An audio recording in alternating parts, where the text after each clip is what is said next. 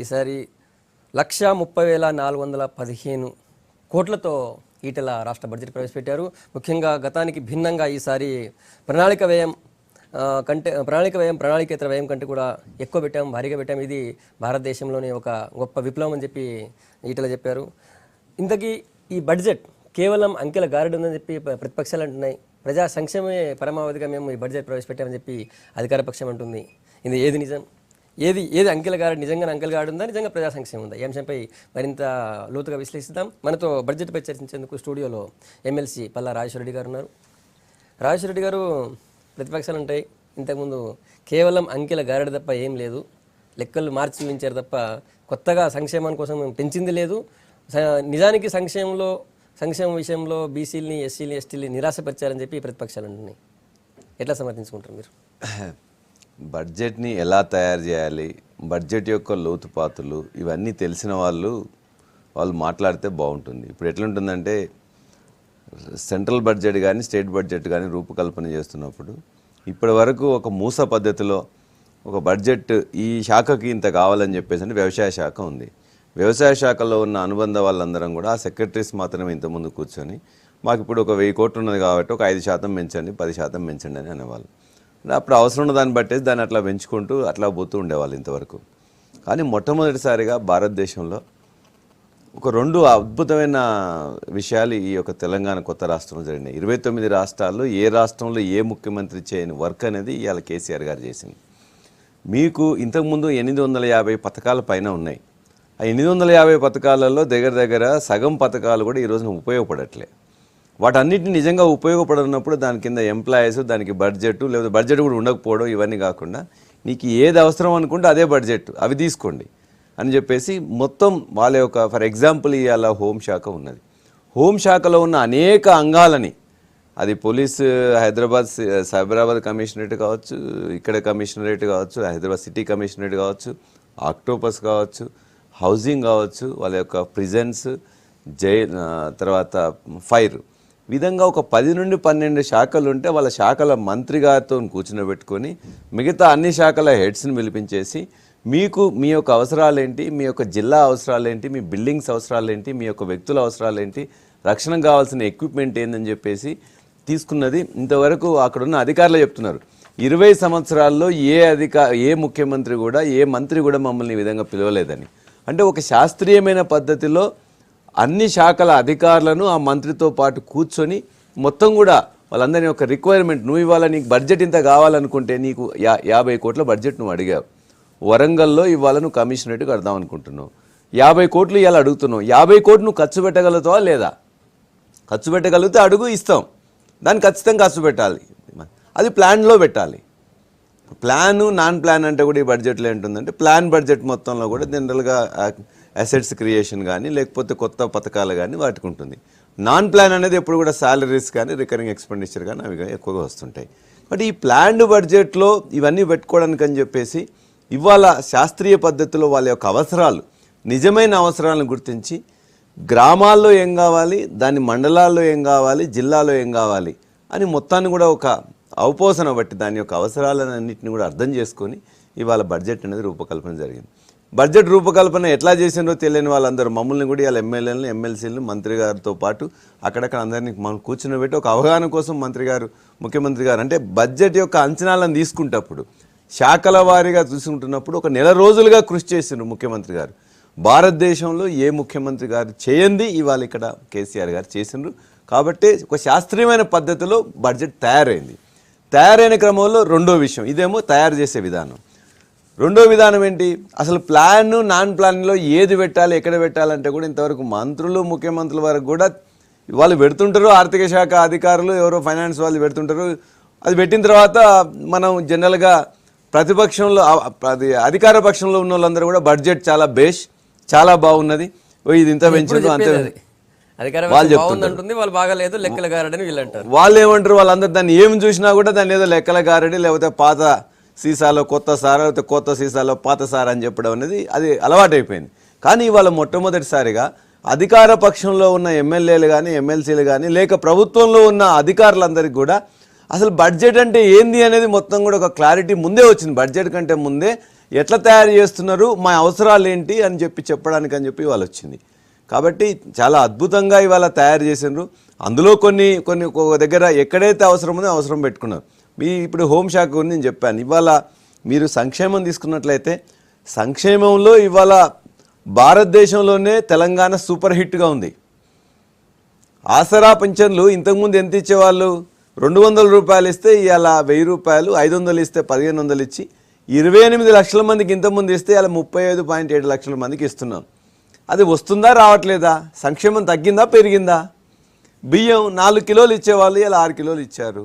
అదేవిధంగా రేషన్ కార్డులు కూడా పోయినసారికి ఈసారి పెరిగినాయి. అంటే సంక్షేమం పెరిగినట్ట తగ్గినట్ట?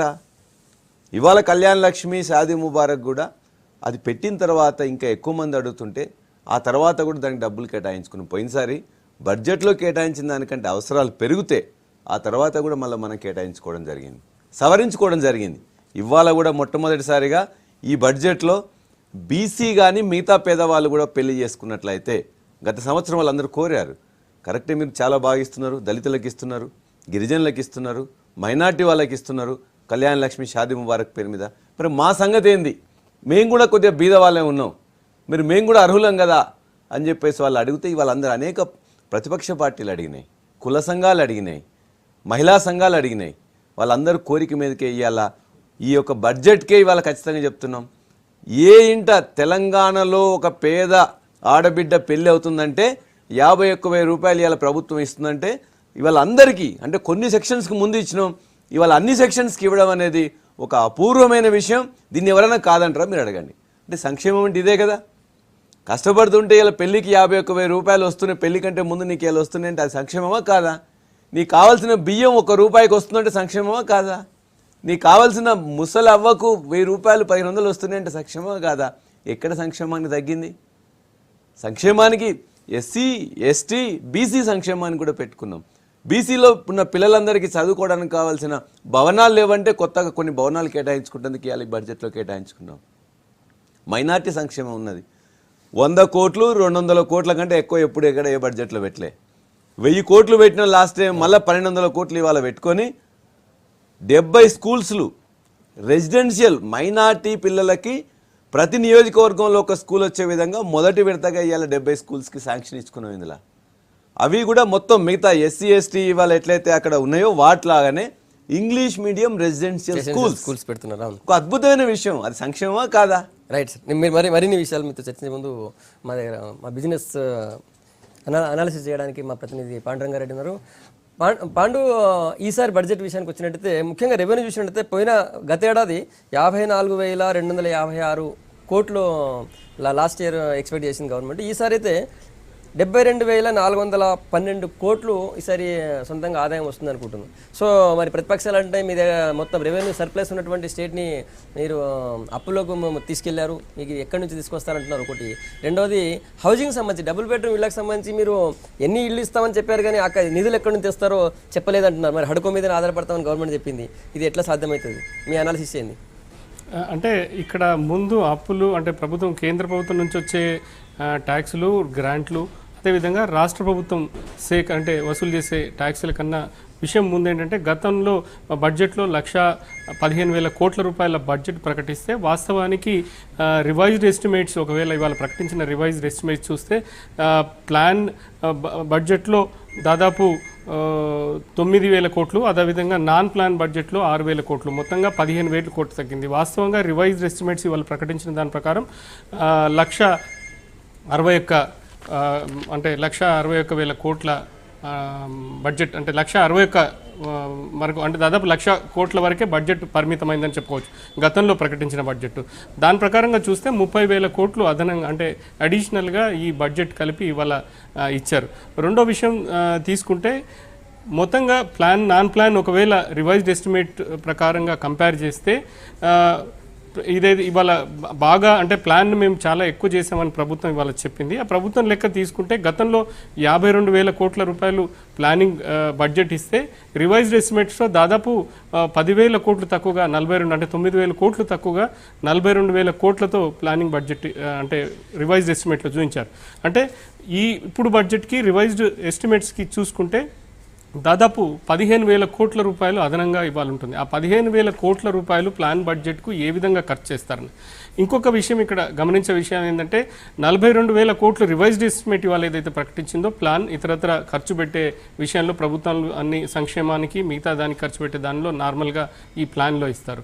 కానీ ఫిబ్రవరి ఆఖరు నాటికి వచ్చిన ఏదైతే ఖర్చు పెట్టారో దాదాపు 27,000 నుంచి 28,000 కోట్ల రూపాయలమే ఖర్చు ఈ ప్లాన్ కింద ఖర్చు చేసినట్టుగా ప్రభుత్వ గణాంకాలు చెప్తున్నాయి. అంటే 42,000 కోట్లలో 27,000 కోట్లు పోతే దాదాపు ఇంకా మిగిలిన డబ్బు ఏమైంది అంటే ఈ ఒక్క నెలలో ఖర్చు పెట్టాల్సి ఉంటుంది, ఖర్చు పెట్టలేదంట. అదేవిధంగా ఇవాళ 42,000 కోట్లను 67,000 కోట్లకు చేసిన తర్వాత 67,000 కోట్ల రూపాయలు ఎలా ఖర్చు చేస్తారు అన్నది ఇది ఖర్చు చేయాలి ఉంటాయి. రేపు పొద్దున సంక్షేమ రంగానికి వివిధ దానిలకి కేటాయింపులు బాగున్నా కూడా. రెండోది ఇక్కడ సేల్స్ ట్యాక్స్ పరంగా తీసుకుంటే గతంలో 35,463 కోట్లు రూపాయలు స్టేట్ సేల్స్ ట్యాక్స్ రూపంలో వస్తుందని చూపించారు. అదేవిధంగా స్టేట్లో ఎక్సైజ్ పరంగా 39,016 కోట్లు వస్తుందని అంచనా వేశారు గత బడ్జెట్లో. అది 4,244 కోట్లు, అంటే దాదాపు ఎక్సైజ్ 3,000 కోట్ల రూపాయలు అదనంగా వచ్చినట్టు కనబడుతుంది. దాన్ని ఈసారి మరో 300 కోట్లు అదనంగా వేసి 4,543 కోట్లు ఎక్సైజ్ రూపంలో వస్తున్నట్టుగా చూపించారు. కానీ ఇంకొక కీలకమైన విషయం ఏంటంటే స్టాంప్స్ అండ్ రిజిస్ట్రేషన్ ఏదైతే గత బడ్జెట్లో 3,700 ఎస్టిమేట్ వేస్తే రివైజ్డ్ ఎస్టిమేట్స్ కింద 3,300 కోట్ల రూపాయలు స్టాంప్స్ అండ్ రిజిస్ట్రేషన్ దీని మీద ప్రభుత్వం భారీ అంచనాలు పెట్టుకుంది, కానీ అంచనాలు అందుకెళ్ళిపోయింది. ఆ 3,300 రివైజ్డ్ ఎస్టిమేట్స్ని ఈసారి బడ్జెట్లో 4,291 కోట్లు ఊహించారు. అంటే బహుశా ప్రభుత్వం అంచనాల ప్రకారం ఈసారి ఏదైతే ఎల్ఆర్ఎస్ బీపీఎస్ స్కీమ్ కింద చూపించారో దాన్ని ఒకవేళ అయిపోతే అది కాకుండా రిజిస్ట్రేషన్స్ బాగా పెరుగుతాయి కాబట్టి దాదాపు ఒక 1,100 కోట్ల రూపాయలు అదనంగా వస్తుందని ప్రభుత్వం ఆశిస్తుంది. ఇది వస్తుందా లేదా అన్నది గతంలో అంచనాలకు రాలేదు, కానీ ఈసారి వస్తుందా లేదా అన్నది ఉంది. అదేవిధంగా సెంట్రల్ నుంచి వచ్చే ట్యాక్స్ రెవెన్యూ అయితే అది ప్రభుత్వం అంచనాలకు అనుగుణంగానే ఉంది. దీంట్లో ప్రభుత్వం ఏదైతే అంచనా వేస్తుందో అదేవిధంగా గతంలో కొద్దిగా తేడా బడ్జెట్ ఎస్టిమేట్కి రివైజ్డ్ ఎస్టిమేట్స్కి పెద్దగా తేడా మనకు పెద్ద కనబడలేదు. రెండోది కీలకమైన ప్రాజెక్టులు ఏంటంటే డబుల్ బెడ్రూమ్. ప్రభుత్వం ప్రతిష్టాత్మకంగా తీసుకున్న డబుల్ బెడ్రూమ్ గురించి కూడా బడ్జెట్లో ఈటెల రాజేంద్ర గారు స్పష్టంగా ప్రస్తావించారు. మొత్తంగా గత బడ్జెట్లో గత సంవత్సరం 60,000 ఇండ్లు మంజూరు చేశాము. అందులో 36,000 గ్రామీణ ప్రాంతాలు, అదేవిధంగా పట్టణాల్లో 24,000కు అనుమతులు మంజూరు చేశామన్నారు. దీనికి సంబంధించి ఇప్పటి వరకు నిర్మాణమైంది ఆయన ఒప్పుకున్నది దాదాపు 500 చిల్లర ఇండ్లు ఏదైతే ఇక్కడ హైదరాబాద్లో చేశారో ఆ ఇండ్లు మాత్రమే, మిగతా దాని మీద ఆయన బడ్జెట్లో ప్రస్తావించలేదు. రెండోది హడ్కోకు, అంటే ఇప్పుడు ఈ బడ్జెట్లో దాదాపు 2 లక్షల డబుల్ బెడ్రూమ్ ఇండ్లు కట్టిస్తాము. అందులో జిహెచ్ఎంసీ పరిధిలో 1 లక్ష ఇల్లు కట్టిస్తే ఇతర ప్రాంతాల్లో ఇంకొక 1 లక్ష కట్టిస్తాం. దీనికి సంబంధించిన రుణాలు హడ్కో తర్వాత ఇతరత్ర తీసుకుంటామన్నారు. అంటే పరిపాలనా అనుమతులు ఒకవేళ ప్రభుత్వం ఇచ్చినా ఏ విధంగా ఉంటుంది. రెండోది గతంలో ప్రభుత్వం చేసిందంటే హైదరాబాద్కి సంబంధించిన ఇళ్ళ ఎస్టిమేషన్ కాస్ట్ ఒక రకంగా ఉంటుంది, గ్రామీణ ప్రాంతాల్లో నిర్మించే ఇళ్లకు కొంచెం వేరియేషన్ ఉంటుందన్నారు. మొత్తంగా ఈ ఇళ్ల నిర్మాణానికి ఎంత ఖర్చు అవుతుంది అన్నది ఒక ప్రశ్న. బహుశా ఇది ఎప్పటిలోగా కంప్లీట్ చేస్తారు, ఈ సంవత్సరానికే కాదా అన్నది చూడాల్సింది. ఎగ్జాక్ట్లీ పండు. ప్రతిపక్షాలు కూడా ఇదే విషయం ప్రశ్నించే బడ్జెట్ స్పీచ్ తర్వాత ఈ డబుల్ బెడ్రూమ్లకు సంబంధించి మీరు స్పష్టంగా కేటాయింపు చెప్పలేదు. సరే మీరు 1 లక్ష ఇల్లు హైదరాబాద్లో కడతాం, మిగతా 1 లక్ష గ్రామీణ ప్రాంతాలు కడతామని చెప్పారు. కేటాయింపులు లేవేం లేవు. మీరు ఎంతమంది కడతారు? అంతకుముందు 60,000 చెప్పిన దాంట్లో కేవలం 377 హైదరాబాద్లో కట్టారు. తర్వాత నర్సనపేట, తర్వాత ఎర్రవల్లిలో కడుతున్నారు. చాలా చోట కట్టలేదు, ఇంకా స్టార్టే కాలేదు. మేము బడ్జెట్లో కూడా చాలా చక్కగా క్లారిటీగా చెప్పినాం. మాకు ఏదైతే పెద్ద స్కీమ్స్ ఉన్నాయో ప్లాన్ కానీ నాన్ ప్లాన్ కానీ బడ్జెట్లో పెట్టకుండా మాకు బయట రుణం తీసుకుంటాం. ఫర్ ఎగ్జాంపుల్ 3 విషయాలు తీసుకుందాం. పవర్ ఇవాళ పెట్టినప్పుడు కూడా అనేక పేపర్లు కానీ ప్రతిపక్షాలు కానీ మీరు 24,000 మెగావాట్లకి ఇలా ప్లాన్ చేస్తున్నారు, మీకు డబ్బులు రావు అని చెప్పేసి అందరూ కూడా అన్నారు. అన్ని పేపర్లు పెద్ద పెద్ద హెడ్డింగ్ పెట్టిన తెల్లవారే ఇవాళ RFC, PFC, REC rural electrical corporation కానీ పవర్ ఫైనాన్స్ కార్పొరేషన్ కానీ ఇవాళ 91,000 కోట్ల రూపాయలు రుణం ఇచ్చింది వాస్తవం, వర్క్స్ స్టార్ట్ అయింది వాస్తవం. బిహెచ్ఎల్ కానీ లేకపోతే జెన్కోకి కానీ మిగతా అన్నిటికీ కూడా ఆర్డర్స్ ఇచ్చేసి ల్యాండ్ ప్రొక్యూర్ చేసి పర్మిషన్స్ తీసుకొని ఇవాళ చేస్తున్నాం. అంటే 91,000 కోట్లు ఇవాళ రుణ రూపంలో తీసుకొని వాళ్ళే ఆ యొక్క జెన్కో కానీ ట్రాన్స్కో కానీ డిస్కమ్స్ కానీ వాళ్ళని ఎవరెవరైతే ఉన్నారో వాళ్ళు ఒక గ్యారంటీ ఇచ్చేసి తీసుకొని వర్క్ స్టార్ట్ అయినాయి. దాన్ని ఇక్కడ మెన్షన్ చేయలేదు కదా. ఇవాళ పవర్ అంటే పవర్ సెక్టర్ ఇవాళ మీకు ప్రజలందరికీ కూడా ఇవాళ ఒక్క నిమిషం కరెంటు పోకుండా హైదరాబాద్ సిటీలో కావచ్చు, పట్టణాల్లో కావచ్చు, గ్రామాల్లో సింగిల్ ఫేజ్ కావచ్చు, ఒక్క నిమిషం కరెంటు పోకుండా గత సంవత్సరం నుండి ఇస్తున్నాం. అందులో అలొకేషన్స్ లేవు బడ్జెట్లో. పవర్కి ఇది కావాలని చెప్పేసి ఎక్కడ లేదు, కానీ వస్తున్నది. అట్లానే మిషన్ భగీరథ ఉన్నది. మిషన్ భగీరథ కూడా దరిదాపుగా 32-35 వేల కోట్లు కావాలంటే అది నాబార్డ్ కానీ హడ్కో కానీ రుణాలు ఇచ్చినాయి. ఆల్రెడీ పనులు స్టార్ట్ అయినాయి.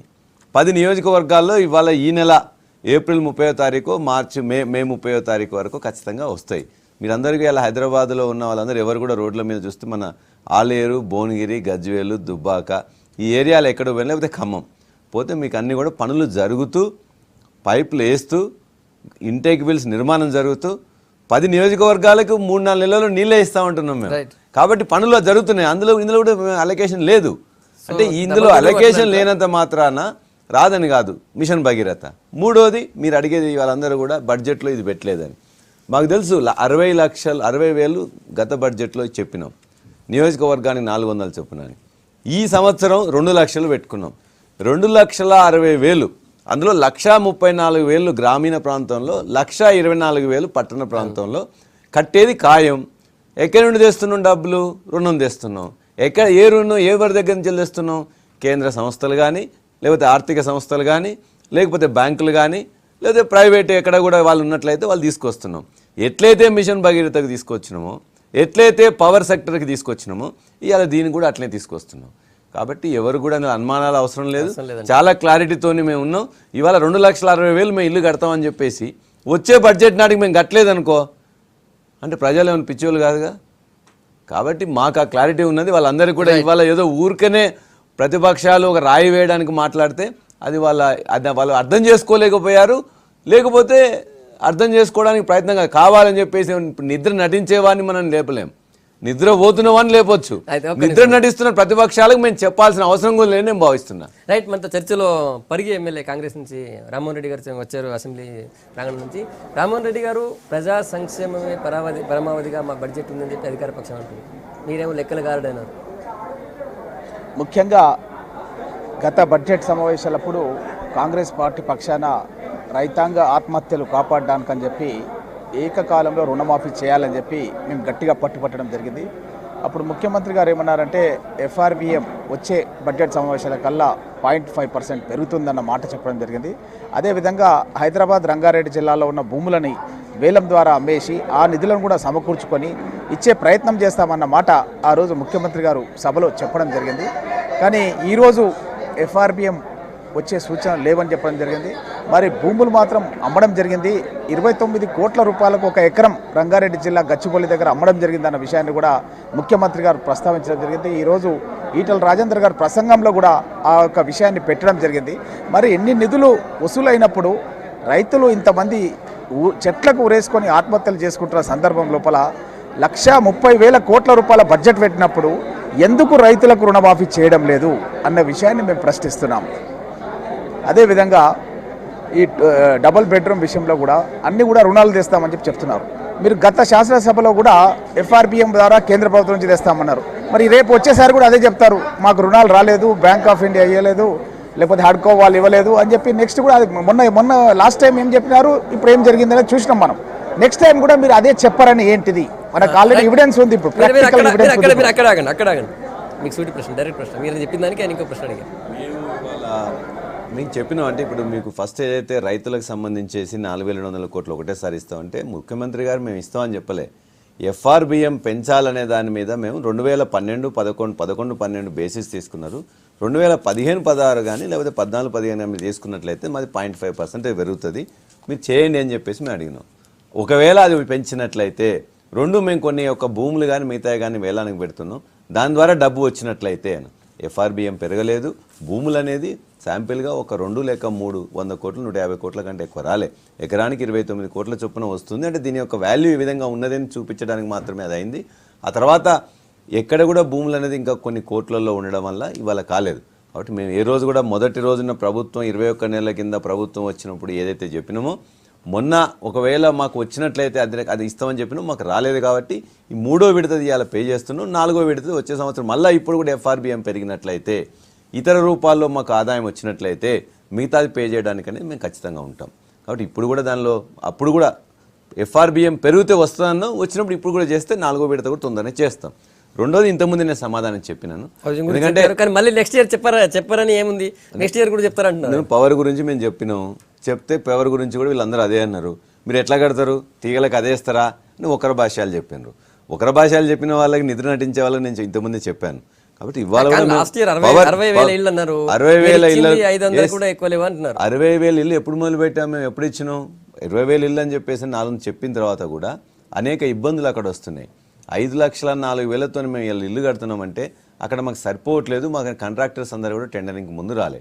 వాళ్ళందరిలో కూడా ఇవాళ పెద్ద పెద్ద కాంట్రాక్ట్ తీసుకున్న వాళ్ళందరూ కూడా మేము చెప్పి అట్లీస్ట్ ఒక్కొక్క దగ్గర ఒక రెస్పాన్సిబిలిటీ తీసుకొని మీకు లాభం గురించి దాన్ని ఆశించకుండా కార్పొరేట్ సోషల్ రెస్పాన్సిబిలిటీ కనీసం రిక్వైర్డ్ ఎంత అవుతుందో దాన్ని మాత్రం చేయండి అని చెప్పినాం. అనేక సంస్థలు ఇప్పుడు ముందుకు వస్తున్నాయి. కాబట్టి ఆ 60,000 ఈ 2 లక్షలు ఖచ్చితంగా 1 ఇయర్ తర్వాత మేము కట్టకపోతే ప్రజలు మాకేం చేస్తారు అనేది మాకు తెలుసు. ఎందుకంటే మేము చేస్తున్నాయని చెప్పినట్టు చేస్తున్నాం కాబట్టి ప్రజలు మా మీద విశ్వాసంతో ఎన్నిక తర్వాత ఎన్నికల్లో ఈ రోజున అద్భుతమైన విజయాన్ని ఇస్తున్నారు. దగ్గర 50 నుండి 60% ఓట్లు మాకు 70% ఓట్లు మాకు ఇస్తున్నారంటే ఎందుకంటే ప్రతి ఎన్నిక గత 21 నెలల్లో జరిగిన ప్రతి ఎన్నికల్లో కూడా అద్భుత విజయాలు, అద్భుత విశ్వాసం ఈ ప్రభుత్వం మీద విశ్వాసం చూపిస్తున్నారంటే మేము చెప్పేదే చేస్తున్నాం, చెప్పని కూడా ఇంకా మంచి పనులు చేస్తున్నాం తప్ప అంకెల గారడీలని లేకపోతే ఒకరి కోసం చెప్పాల్సినవి అనేది 60 ఏళ్ళు ఈ దేశాన్ని పాలించి ఈ యొక్క తెలంగాణని ఈ విధంగా చేసిన పార్టీలకు అసలు ఇవాళ మాట్లాడే అర్హత కూడా లేదని నేను భావిస్తున్నాను. రామ్మోహన్ రెడ్డి గారు, మీకైతే సంపన్న రాష్ట్రాన్ని హైదరాబాద్తో కూడిన తెలంగాణను ఇచ్చిన సోనియా గాంధీ గారిని కాంగ్రెస్ పార్టీని తప్పుపట్టడం అనేది చాలా బాధాకరం. రైతు పక్షపాతి అయినటువంటి కాంగ్రెస్ పార్టీ గత శాసనసభ విషయంలో ఏం మాట్లాడినామంటే ఒక డెట్ రిలీఫ్ యాక్ట్ అనేది తీసుకురండి. గతంలో ఉమ్మడి రాష్ట్రంలో కూడా ఉంది. కేవలం కాల పరిమితి మాత్రం పొడిగిస్తే చాలు, దానికి డబ్బులు ఖర్చు కావని మేము కోరినప్పుడు గౌరవ ముఖ్యమంత్రి గారు శాసనసభలో హామీ ఇచ్చారు. డెట్ రిలీఫ్ యాక్ట్ లాస్ట్ శాసనసభలోనే అమలు చేస్తారన్నమాట. దాన్ని అమలు చేయకపోగా నేను ప్రశ్న వేస్తే 2 రోజుల క్రితం ముఖ్యమంత్రి గారి తరఫున ఉప ముఖ్యమంత్రి గారు మహమూద్ అలీ గారు ఈ శాసనసభలో మళ్ళీ యాక్ట్ చేస్తామని మళ్ళీ చెప్తున్నారు. అంటే ఒకసారి మనం గమనించాలి, లాస్ట్ సభలో ముఖ్యమంత్రి గారు ఏం చెప్పినారు, మళ్ళీ ఇప్పుడు ఏం చెప్తున్నాను అని చెప్పి గమనిస్తున్నాం. అదేవిధంగా మిషన్ భగీరథకు కూడా అథారిటీ ఏర్పాటు చేసినారు. ఈ అథారిటీ ఏర్పాటు చేయడం మూలంగా ఎవరైతే నీళ్ళ కనెక్షన్లు తీసుకుంటారో వాళ్ళ దగ్గర నుంచి వీళ్ళు డబ్బులు వసూలు చేయబోతున్నారు. నెలకు మీటర్ పెట్టేసి డబ్బులు వసూలు చేసి ఆ డబ్బులు కడతామని చెప్పి బ్యాంకులకు చూపిస్తున్నారు. అది ఎంత భారం పడబోతుందన్న విషయాన్ని కూడా చెప్పాల్సిన అవసరం ఉంది. ఎందుకంటే ప్రాజెక్ట్ రిపోర్ట్ లోపల ఇన్కమ్ ఎక్స్పెండిచర్ స్టేట్మెంట్ ఇస్తేనే ఏ ఫైనాన్షియల్ సంస్థ అయినా సరే మనకు రుణం ఇస్తుంది. మరి ఇచ్చేటప్పుడు ఇన్కమ్ ఈ యొక్క లబ్ధిదారుల నుంచి ఇండ్ల నుంచి ఈ డ్రింకింగ్ వాటర్ కి మనం ఎంత ఛార్జ్ చేయబోతున్నాము, అది పేమెంట్ వాళ్ళు ఉన్నారా, అది ఎంత భారం కాబోతుందన్న విషయాన్ని కూడా చెప్పాల్సిన అవసరం ఉంది. ఈ రోజు వరకు ఎక్కడ కూడా వాళ్ళు ఈ ప్రస్తావన తీసుకురాలేదు. ఖచ్చితంగా దాని గురించి కూడా చెప్పాల్సిన డబల్ బెడ్రూమ్ హౌసెస్ గురించి కూడా అసలు budget out of the budget అని చెప్పి ఈటెల రాజేందర్ గారు చెప్పడం జరిగింది. మరి అవుట్ ఆఫ్ ది బడ్జెట్ అంటే ఇప్పుడు జరిగినట్టుగానే ఏ విధంగా రుణాలు ముందుకు వస్తాయో రావో, అసలు అమలు అవుతాయో కావో, అసలు ఊర్లలో గవర్నమెంట్ భూములు ఎక్కడైతే ఉన్నాయో అక్కడనే ఇస్తామని చెప్పి అంటున్నారు. భూములు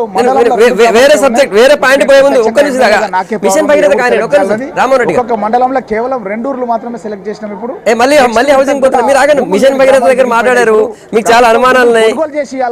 రాజశేఖర్ గారు చెప్తారు, మీరు ఆగండి ఒక్క నిమిషం, మీరు ఆగండి సార్. మిషన్ భగీరథకు సంబంధించి మిషన్ భగీరథ ద్వారా వాళ్ళు ఏమన్నారు, ముందు 2,000 కోట్లు చాలని చెప్పేసి అన్నారు.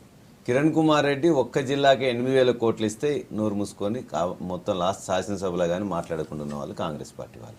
ఇవాళ హడ్కోకి కానీ మిగతా వాళ్ళ రుణాలు ఇస్తుంటే దీనికి అడ్డుపడాలని చెప్పేసి గుత్తా సుఖేందర్ రెడ్డి గారు లెటర్ రాసి మీరు రుణాలు ఇవ్వద్దని చెప్పేసి ఉన్నారు. తెలంగాణలో జరుగుతున్న అభివృద్ధి కార్యక్రమాల్లో దానికి అడ్డుపడకుండా ఉండకుండా కాకుండా మొత్తం అసలు దాన్ని నాశనం చేయాలనేది 60 ఏళ్ళ నుంచి వెళ్ళి తెలంగాణను నాశనం చేసిన వాళ్ళు ఇప్పుడు కూడా ఇంకా నాశనం చేయాలనే దాంతోనే ఆ లెటర్లు రాయడం కానీ అనుమానాలు రేకెత్తించడం కానీ చేస్తున్నారు. అది కరెక్ట్ కాదు.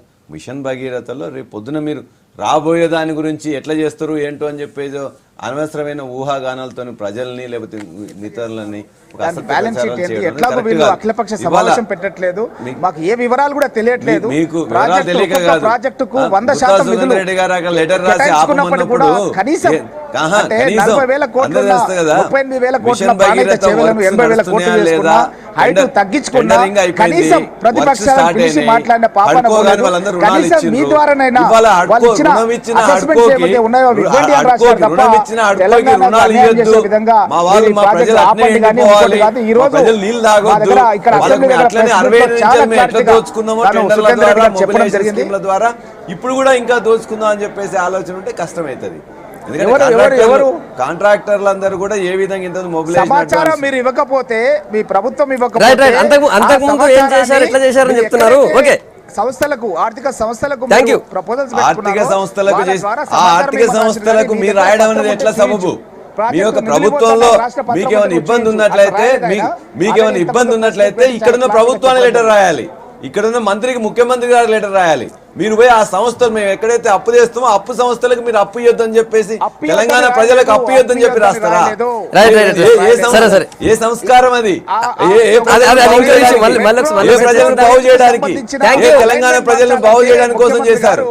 థ్యాంక్ యూ రామ్మోహన్ రెడ్డి గారు, తర్వాత పల్లా రాజేశ్వర రెడ్డి గారు బడ్జెట్ పై స్పెషల్ డిస్కషన్లో పాల్గొని మీ అభిప్రాయం చెప్పినందుకు.